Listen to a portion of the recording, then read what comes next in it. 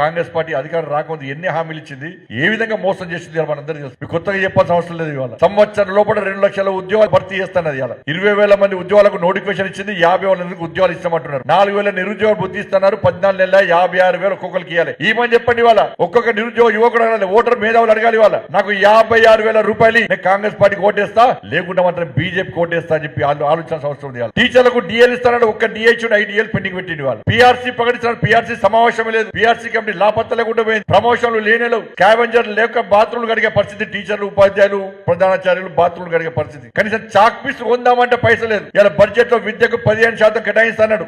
ఇలా 6% కేటాయించేది. వాళ్ళ వేల ఉద్యోగాలు ఖాళీ ఉన్నాయి. కనీస సదుపాయాలు లేవు. ఉపాధ్యాయుల మీద బడ్డన పడుతుంది. స్ట్రెస్ కు లోన్ అవుతున్నారు. ఇవాళ సమస్యలతో తల్లడిల్లుతున్నారు. ఇవాళ వాళ్ళ రైతుల పరిస్థితి అదే. ఇలా మహిళలకు 2,500 రూపాయలు ఇస్తున్నారు. అటైపోయింది.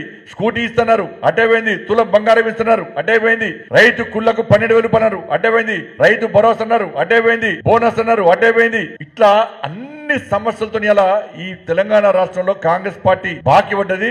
ఈ బాకీలు పడ్డటువంటి కాంగ్రెస్ ప్రభుత్వాన్ని బండకేసి కొట్టాల్సిన బాధ్యత భారతీయ జనతా పార్టీ కార్యకర్తలుగా మన మీద ఉన్నది.